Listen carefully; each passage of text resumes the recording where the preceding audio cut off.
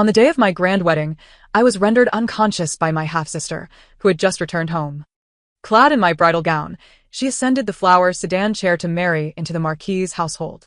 Upon regaining consciousness, I created a tumult in the wedding hall, leaving my half-sister in a state of shame and fury, ultimately leading to her confinement by the clan leader. In the Buddhist hall, after the marriage, the Marquis, Yuanzhou, lavished me with affection until the day of my delivery, when the child was too large, resulting in a difficult birth. He ordered the midwife to perform a cesarean section, extracting the child from my womb.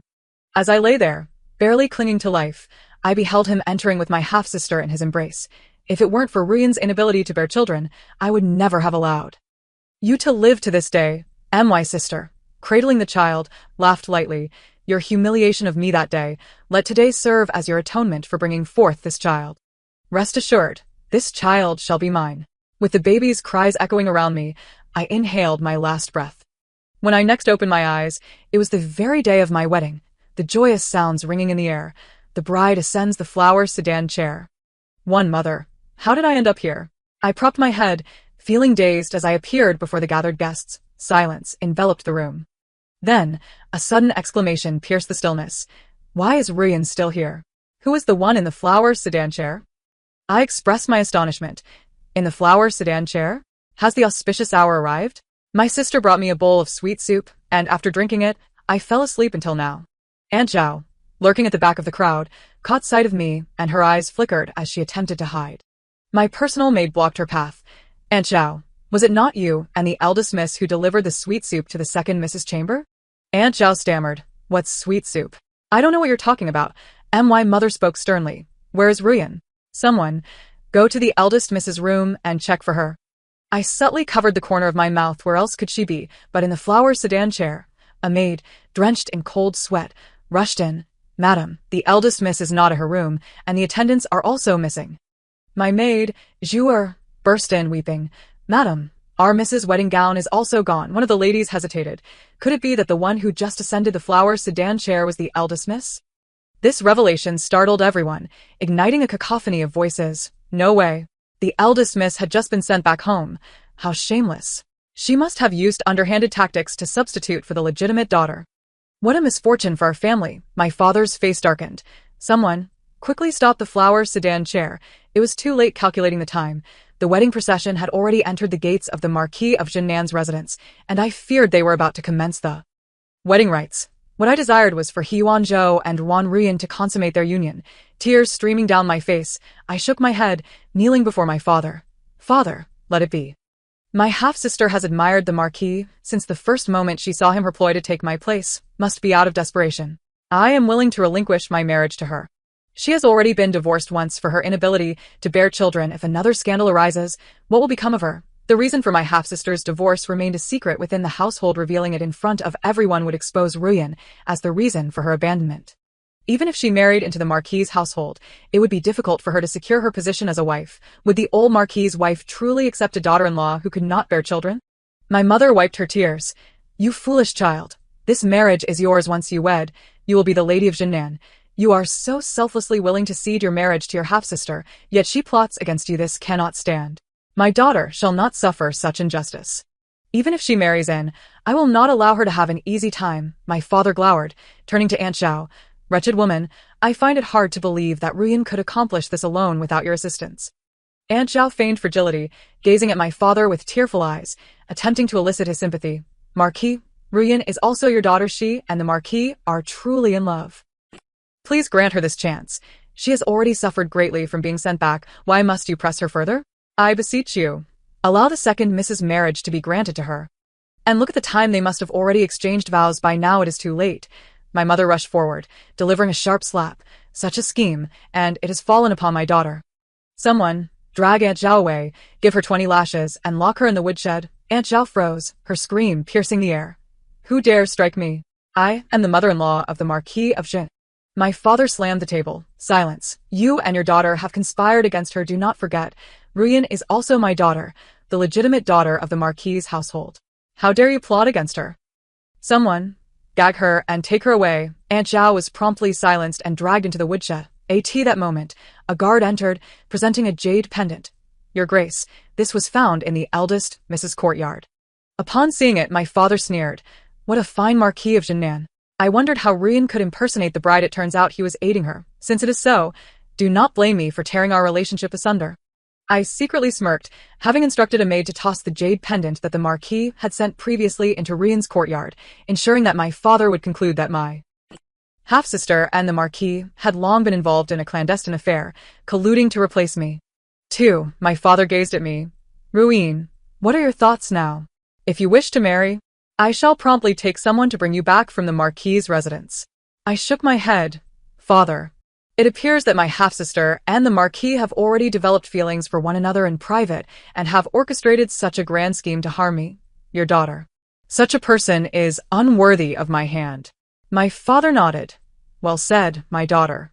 Let us proceed to the Marquis' residence and annul the marriage. Upon our arrival at the Marquis of Jinnan's residence, the newlyweds had just completed their vows and were about to be ushered into the bridal chamber. Halt! My father interrupted the officiant's words. Everyone turned in astonishment at the sight of my parents and me. What is Miss Juan doing here? Who is that being wed? What is happening? Why have both of the bride's parents come? Yuano looked at me, his voice filled with shock. Ruin, have you awakened so soon? His words inadvertently revealed their scheme to drug me. I let out a cold laugh. Marquis, you and my half-sister conspired to drug me so she could take my place in marriage. I suppose you did not anticipate my swift recovery, which has interrupted your plans. My proclamation sent shockwaves through the room. The old Marchioness rose. Dear lady, what is the meaning of this? The bride, still covered by her veil, heard the commotion and lifted it, her face turning ashen. Sister, the old Marchioness exclaimed. Why is the bride you?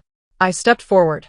Sister, although your actions of taking my place in marriage bring disgrace to our Duke's household, as your sister, I still wish to extend my congratulations. I turned to the old Marchioness. Madam, the Marquis and my sister are in love, yet they dared not inform their parents. Thus, they devised this scheme to have me drugged on the day of the wedding, allowing my half-sister to don my wedding attire and enter the Marquis' residence. Had I not experienced this myself, I would scarcely believe that the esteemed Marquis of Jinnan could stoop to such depths. Ru Sheng, pale and trembling, staggered back into He Yuanzhou's embrace, who looked at her with concern before turning to me. Ruin, I owe you an apology. However, my heart belongs solely to Ru Sheng. I desire to marry her alone. We have already exchanged vows and are now husband and wife. I shall not let her go. If you are willing, I can take you as a beloved concubine. Aside from not granting you the status of the main wife, all else would remain the same. Would it not be better for you sisters to live together? With tears in her eyes, Ru Sheng knelt before me. Sister, I did not intend to take your husband from you. I simply love him dearly. I beg you, allow me to serve him. I will honor you as my superior. Will you not? I stepped back, regarding the two of them with cold disdain, mocking, truly, a pair of lovers whose affection is stronger than gold. If the Marquis truly cherishes my half-sister, why not inform the elders and marry her openly instead of resorting to such underhanded tactics? Surely my half-sister, as the daughter of the Duke, is not so unworthy of acknowledgement. He Yuanzhou stammered. I feared you would not consent. If you agree now, we can all be one family. I took the marriage certificate handed to me by a maid. Marquis, I refuse. Since you have wed my sister, our engagement is hereby nullified. I wish you and Ru Sheng eternal unity, free from regret. With that, I tore the marriage certificate into shreds and cast it to the floor. My mother looked at the old Marchioness, a knowing smile gracing her lips. The Marquis is indeed quite sentimental. Ru Sheng, unable to bear children, has been cast aside. Yet the Marquis does not shun her and has taken her as his principal wife. It is truly moving. The old Marchioness's expression darkened. Unable to bear children? Ru Sheng's face went ashen, realizing her secret had been publicly revealed, an announcement that she would forever be childless. I gasped, covering my mouth. Sister, have you not yet informed the Marquis and the old Marchioness? In my previous life, I was unaware of when He Yuanzhou discovered Ru Sheng's inability to bear children. However, from the moment he sought to impregnate me, he harbored intentions of murdering a mother to seize her child. In my past existence, until my dying breath, The old Marchioness remained unaware of Ru Sheng's condition. She had always been in seclusion, recovering from illness. After my death, when Ru Sheng and He Yuanzhou returned with my child, they presented him as Ru Sheng's. The old Marchioness, overjoyed, consented to Ru Sheng's marriage into the family as the rightful wife of the Marquis of Zhennan. Now, I wish to see if, without the old Marchioness's approval, she could still claim that position.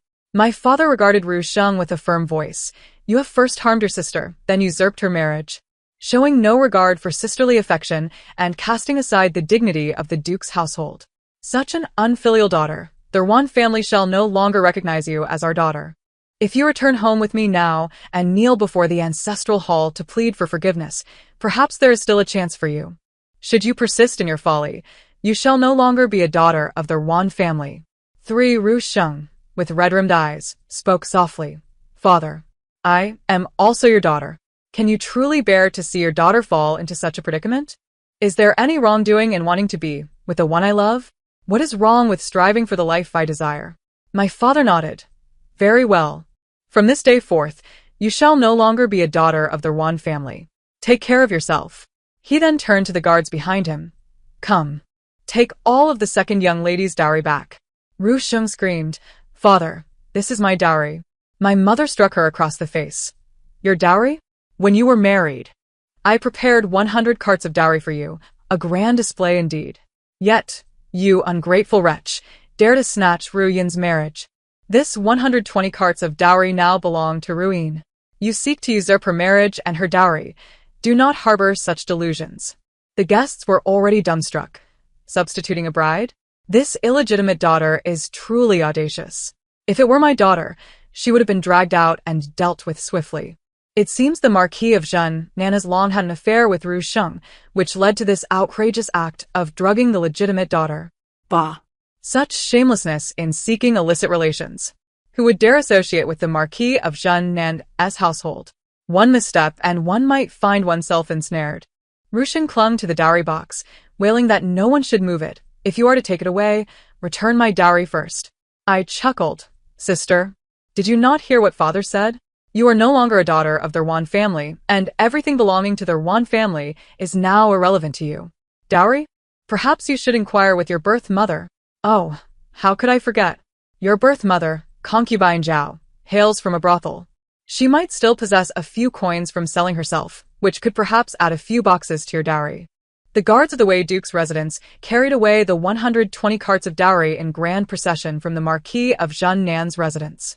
The guests who had come to the wedding feast were entertained by the spectacle, and before dawn, news of the Marquis marrying a substitute bride spread throughout the capital. The Marquis's household quickly became the subject of ridicule across the city. It was said that on the following day, when the new couple paid their respects, a significant uproar ensued. According to custom, the newlyweds were to present gifts to their elders on the second day after entering the home. My dowry contained items I had personally embroidered for each elder in He Yuanzhou's family, such as headbands, shoes, and socks. Ru Sheng, believing my dowry was complete, felt no urgency. However, the dowry had already been taken away, leaving her with nothing but the wedding gown. Upon waking the next day, she had no change of clothing. He Yuanzhou, having no other choice, dispatched a steward to purchase ready-made garments as well as shoes, socks, and handkerchiefs for Ru Sheng in haste. The elders of the He family, witnessing the tardiness of the couple, wore displeased expressions. The items they received were merely from the local shops, further heightening their dissatisfaction. Did the new bride look down upon the He family? Was it customary to buy handkerchiefs from external vendors as a formal greeting? How embarrassing! What was she wearing? The stitching was so coarse. Had the Wei Duke's daughter always been so destitute? It was not widely known. She had long ceased to be the Duke's daughter. Yesterday, in front of everyone, the Duke had expelled her from the family. This morning, the Yuan family had opened the ancestral hall and officially removed Yuan Ru Sheng from the clan. With tears in her eyes, Yuan Ru Sheng awkwardly paid her respects. The old Marchioness, her face clouded with displeasure, inquired, I have heard that you are unable to bear children. Is this true? He Yuanzhou defended himself, saying, Mother, I sought the imperial physician to examine Ru Sheng. She will surely be fine. Initially, when she married into Qingzhou, it was merely an adjustment issue. hence her inability to conceive. The old matriarch maintained a stern demeanor, responding, Wanru Sheng, you are a remarried woman. After much contemplation last night, I have decided to allow you to enter the household. However, Yuan Zhou is the heir of the and Arhe family cannot accept a divorced woman as the. Coincidentally, Yuan Zhou's cousin Yu Ru is still unmarried. Today, in front of everyone, I shall make it clear that I have set my sights on her to become the wife of the Zhen Nan Marquis. He Yuan Zhou exclaimed in distress, Mother. We were wed yesterday. The entire capital witnessed it. The old matriarch slammed the table, exclaiming, The scandal of your substitute marriage has already disgraced our He family. And you still dare to speak? Without a proper name, how can it be counted? If you wish to marry her, it must be as a concubine. The Zhen Nan Marquis estate cannot accept a woman who has been cast aside as the primary wife. If you insist on marrying Wanru Sheng, then the position of the Zhen Nan Marquis will be given to another. The Zhen Nan Marquis' household encompasses hundreds of souls. This title affects our entire He clan, and it is not for you to decide alone. You must choose between the title of Marquis and Wanru Sheng. He Yuan Zhou, under Ru Sheng's pleading gaze, turned his face away, kneeling and declaring, I am willing to take my cousin as my wife. Wanru Sheng cried out, He Lang, you promised that in this lifetime, having me alone would suffice, that you would grant me the honor of being the. How can you now say you wish to marry your cousin as your primary wife? How can you justify this to me? Alas, no matter how much she cried and lamented, it could not alter the old matriarch's decision. She had already conferred with her family and would soon select an auspicious date for a second wedding feast, allowing He Yuan Zhou to wed his cousin Song Yuru. When I heard the news, I nearly laughed aloud. In this lifetime, a new character, Song Yuru, had emerged. She was a well-known figure in the. Having grown up as He Yuan Zhou's childhood companion and was favored by the old matriarch, enjoying a status even more esteemed than that of the biological daughters of the. This would certainly stir up quite a commotion. 3 days after the wedding, Wanru Sheng actually returned to the Duke's residence with He Yuan Zhou. The doorman, upon seeing them approach, promptly closed the door, stating, The Duke has declared that there is only one young lady in the residence, still awaiting marriage. There is no daughter, who is already wed. Wanru Sheng's face flushed with anger. Aunt Zhao is my mother. Do you dare to stop me? The doorman scoffed. An aunt is not a legitimate mistress. She is a servant. Servants' relatives are not allowed to enter through the main door. Are you out of your mind? According to the rules, an aunt's relatives can only use the side door.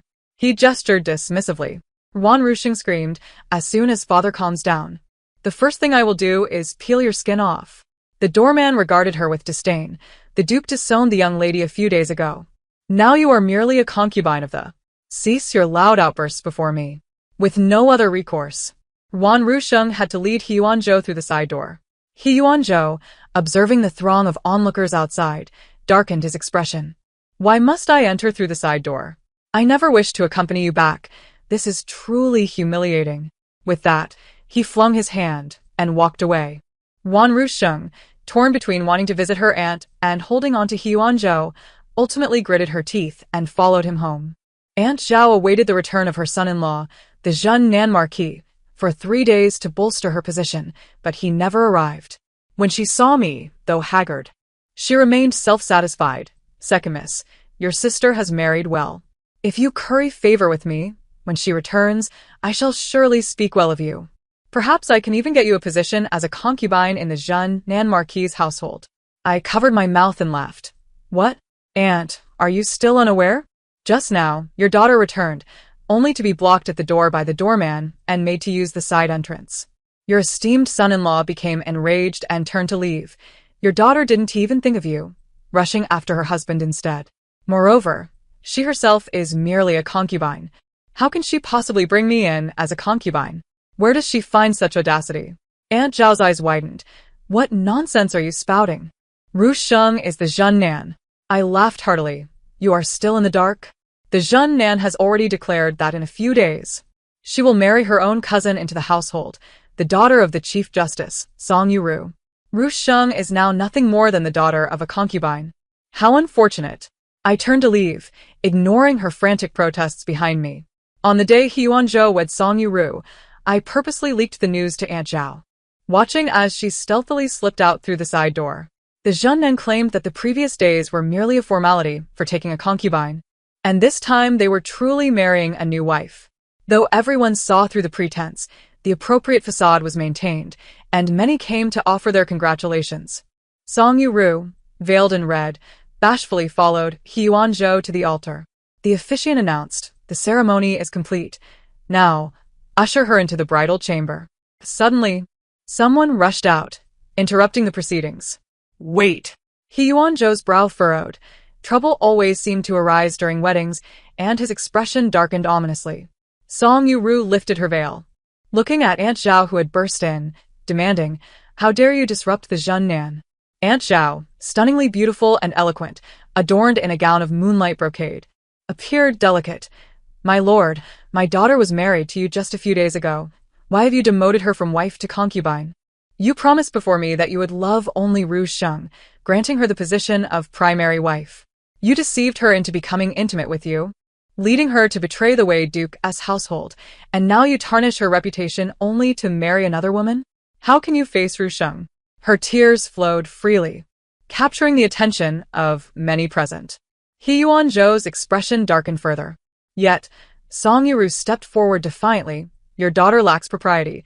She has courted her cousin, sending poetic verses to the daily. She is merely a discarded woman. Who knows the true reason for her dismissal?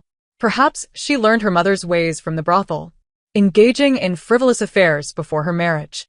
Otherwise, what respectable girl would allow such intimacy before her wedding? If she did not consent, how could the Marquis have entered her chamber? You raised such a daughter, and now she brings shame upon the Marquis's household. Yet you dare to claim the Marquis has wronged her? I am now My allowing her to remain is already a sign of my generosity. If you continue this farce, I shall have the Marquis write a divorce decree. Guards, do your duty." With that, Aunt Zhao was silenced and dragged away. That night, during the bridal chamber ceremony, Song Yu-ru awaited He Yuanzhou, who had yet to arrive. Reflecting on the earlier events, anxiety consumed her.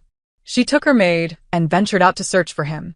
To her surprise, halfway through the garden, she encountered a scene that made her heart race. Ru Sheng, clad in sheer fabric, leaned into He Yuanzhou's embrace, wiping her tears. "My lord, I do not wish to disrupt your wedding night. I merely wish to see you. I fear that now that the lady of the house has entered, I shall no longer have the chance to meet you. My lord, you know I am timid. I cannot sleep alone at night. Could you stay with me for a while and leave once I have fallen asleep?" She nestled against He Yuanzhou, sweetly coaxing him. Unable to resist, he immediately embraced her. "All right, I shall stay with you tonight. I will leave once you are asleep." With that, they entered Ru Sheng's courtyard, entwined. Song Yu-ru's eyes burned with anger, ready to rush over, but was held back by her maid, who whispered urgently until she calmed down. It was only at midnight that He Yuanzhou returned to his new chamber. Rather than express displeasure, Song Yu-ru tenderly attended to him, making He Yuanzhou feel as though he had a wise wife and a beautiful concubine, achieving a sense of fulfillment in life. The following day, as the concubine served tea to the main wife, Ru Sheng arrived late, appearing delicate as she said, "I pay my respects to the lady. I am truly sorry for my tardiness. Yesterday I was frightened, and my husband stayed longer than expected in my room. I hope you will not hold it against me." Song Yu-ru smiled and said, "What does it matter? No matter how long he stays, you still cannot bear children. Next time, dear Aunt Sheng should be more attentive. Let the Marquis visit the new concubine's quarters, for the prosperity of the Ho residence is paramount." Ru Sheng's expression changed dramatically. "What new concubine?" Song Yu-ru clapped her hands, and the two maids she had brought from her family, Yuma and Yuchi, stepped forward. With a smile, Song Yu-ru declared, "These are my personal maids, raised with great care since childhood. I have informed the Marquis that in 3 days, they will be elevated to concubines. We shall all be sisters henceforth and must maintain harmony." The two women had been nurturing their health and were most suitable for childbearing. "So you must ensure that the Marquis has heirs." Yuma and Yuchi immediately responded, "Yes, madam." The old matriarch, seeing Song Yu-ru's virtuous demeanor, was exceedingly pleased, taking her out for social engagements daily, praising her as both capable and diligent, a true blessing for the He family. I next encountered Juan rushing at a banquet in the Ryong Marquis residence, accompanying Song Yuru. A confidant of Song Yuru leaned in to whisper, "You are too kind to the concubine. It is improper to bring a concubine out like this." Song Yuru chuckled lightly. "She is the one the Marquis cherishes most. How could I possibly neglect her? The Marquis dotes on her, spending half of each month in her quarters. Alas, she has been disappointingly barren for 6 months." The madam scoffed derisively. "It is precisely because she cannot bear children that she was dismissed. Even if the Marquis spends every day with her, she remains childless." Song Yuru sighed. "What can be done? The Marquis favors her and I cannot voice my discontent. I can only hope she becomes sensible and advises the Marquis." Juan rushing, holding a warming pot, stood pitifully to the side. Upon seeing me enter, she called out, "Sister." I turned, smiling. "Aunt Sheng, tread carefully. We are no longer connected, so it is best to keep your distance." My friend, seeing her audacity, rushed to Song Yuru and exclaimed, "Madam, be cautious. This person is a venomous snake, capable of biting. Did not their Wan family sister suffer a grievous bite?" Song Yuru laughed. "Sister Wan possesses a good temperament. Were it me, I would engage in a fierce battle." Just then, Song Yuru suddenly covered her mouth and retched. I looked at her in surprise. Could it be that the madam is with child? This remark startled everyone present. The experienced matrons quickly summoned a physician, and indeed, Song Yuru was 3 months pregnant. Watching Hyuanzhou rush into the inner courtyard to embrace Song Yuru in joy, Russian ground her teeth in resentment. I remarked casually, TSK, men truly value offspring. No amount of sweet talk can compare to the joy brought by a child. Aunt Sheng should also take care of herself. Perhaps she too may conceive." Wan rushing retorted sharply, "That is not for my sister to worry about." Song Yuru became pregnant within 6 months of entering the household, reveling in her good fortune. And Hyuanzhou accompanied her daily. Once the pregnancy was stable, she summoned Rushing to attend to her. Yet, after becoming pregnant, her face inexplicably developed blemishes, which she could not eradicate no matter her efforts. Moreover, her body became plump and increasingly unattractive. One day, while I was inspecting the family's jewelry shop, I saw Hyuanzhou accompany Song Yuru inside. Her belly was so large it seemed she might give birth at any moment. Hyuanzhou was momentarily taken aback at my appearance. I was descending the stairs clad in a gown of moonlight brocade, rendering him speechless. "Royan, how have you been lately?" I smiled faintly. "I am quite well. I had yet to congratulate the Marquis on the impending addition to your family." Song Yuru laughed, covering her mouth with her plump hand. "Mr. Wan, you are still unmarried. You wouldn't still be thinking of the Marquis, would you?" Hyuanzhou, already irritated by her excessive weight, turned pale at her words. "Do not speak nonsense." Wan Rushing chimed in. "The Marquis has always been concerned about my sister. Otherwise, why bring the madam to this shop?" "Madam, would you not agree?" I turned with a smile. "You two are overthinking. My father has already arranged my marriage. I came merely to ask the designer to create a few bridal accessories." Hyuanzhou exclaimed, "You are getting married?" I turned away. "Indeed. When the Marquis has the time, do not forget to come and celebrate." With that, I paid them no further heed and boarded the carriage outside. Rushing's voice trailed behind. "The Marquis claims he doesn't think of her. Yet why is he so anxious?"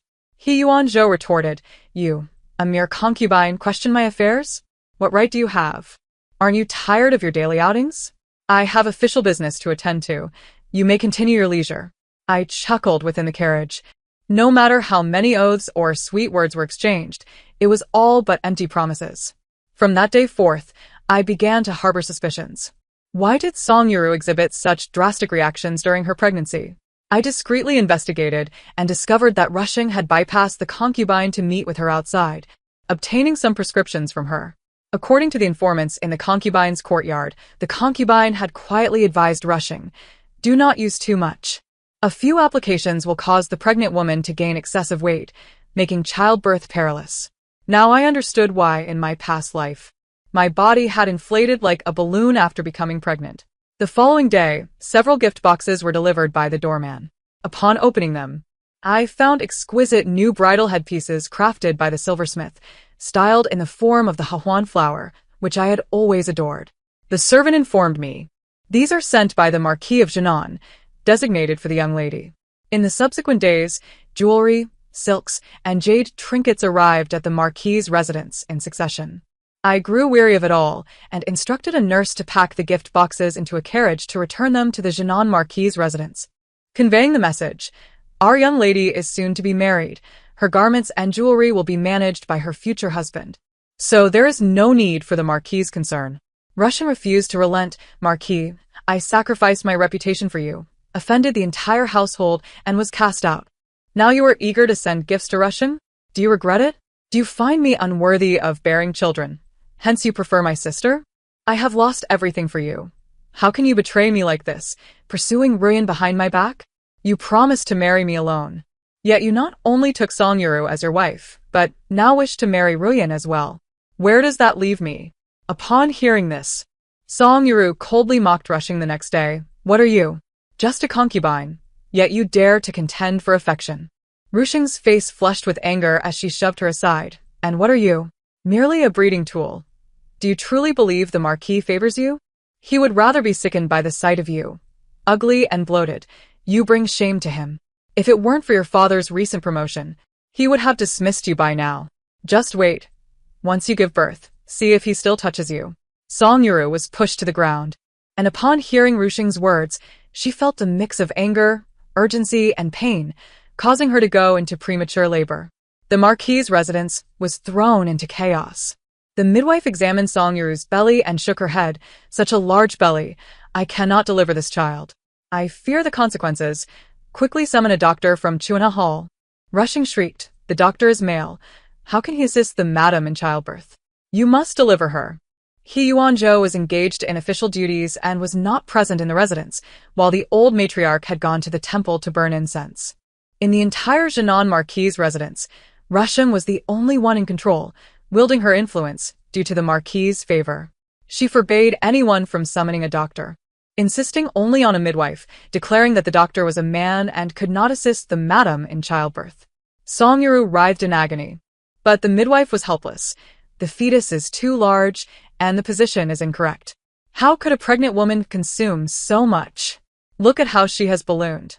This is impossible to deliver. Rushing dismissed the servants from the room, entering alone to face the nearly unconscious Songyuru. In a hushed tone, she said, "The Marquis has instructed that if it comes to this, we must prioritize the child. This is the Marquis's offspring. You know what to do. If necessary, cut open the belly and take the child out." The midwife, drenched in cold sweat, knelt upon the ground, exclaiming, "My lady, spare me. We midwives cannot perform this task. It is best to summon a physician." With that, she abandoned her bundle and hastily fled. Songyuru, nearly fainting from pain, heard Wan Rushing's words and realized the gravity of her situation. In a sharp tone, she declared, "Do you dare to harm me? When the Marquis returns, you shall not escape unscathed." Wan Rushing approached with a pair of scissors in hand and retorted, "By the time the Marquis returns, you will be dead. How then can he seek retribution against me? The Marquis cares only for heirs. Rest assured, once you perish, I shall treat your child as my own. In due course, he shall recognize me as his mother. All you need do is lie still, while I cut open your belly and retrieve the child." Songyuru wished to scream for help, but Wan Rushing covered her mouth, and with a swift motion, the scissors sliced through Songyuru's abdomen. A piercing scream drew the attention of those outside. The door was suddenly kicked open, revealing He Yuanzhou, who had hurried back. Wan Rushing was violently thrust aside, crashing against the wall, blood spilling from her mouth. "Vile wretch! What are you doing?" He Yuanzhou shouted. "Doctor, hurry, save her." But alas! The child was too large and the delay too great. Songyuru could not be saved, and the baby was forcibly extracted from her lifeless body. "My lord, the lady has perished, yet the young master lives," the physician lamented, shaking his head as he departed. He Yuanzhou, surveying the room replete with blood and the stench of death, teetered on the brink of madness. Grasping Wan Rushing by the throat, he dragged her up, seething. "You wicked woman! Why did you slay Yuru?" Wan Rushing laughed, a hint of madness in her eyes. He Lang, "I am unable to bear children myself. Now that she has given us a child, is this not fortuitous? We can be together forever. The child will call me mother. At that time, I shall sell off your concubines, leaving only us in the Marquis residence. We shall be united for eternity. Hiyuano forcefully shoved her away. You lunatic. Who would want to be with a madwoman like you? Bring her to the authorities. Let them decide her fate. Wan Rushing struggled fiercely. You cannot send me to the authorities. I am your legitimate wife, the Lady of Jinnan. Who dares to touch me? She was swiftly silenced and taken away to the magistrate. Charged with the attempted murder of the Lady of Jinnan, she was sentenced to execution after the autumn harvest. She pleaded to see Hiyuanzhou once more before her demise, and he visited her in the dungeon. Clutching his sleeve, she implored, He Lang, save me. He gently pried her hand away. You have been sentenced to death. No one can save you. I shall soon take another wife and will not visit you again. There is no need for you to send word. From his purse, he produced a document. This is a letter of divorce. From this day forth, you are no longer a part of the Jinnan estate, and we have no further ties. Wan Rushing stood stunned, gazing at the divorce decree. You would actually cast me aside? Hiyuanzhou replied, Our household cannot harbor a woman as venomous as you. Wan Rushing erupted into maniacal laughter, her madness intensifying. Suddenly, she wrenched a hairpin from her hair and thrust it into Hiyuanzhou's neck, blood gushing forth. By the time the jailers discovered the scene, it was too late. Both had succumbed, one within the prison walls and the other beyond, blood pooling around them. I learned of this tragedy on the very day of my own wedding. My mother informed me that Aunt Zhao had gone mad and had been sent to the ancestral temple to live out her remaining days. I gazed out at the willow catkins fluttering in the spring breeze. Another year had arrived, and all had passed. A new chapter of life was just beginning. The end. Thank you for listening. If you enjoyed this tale, please remember to like and subscribe. Until we meet again for our next story.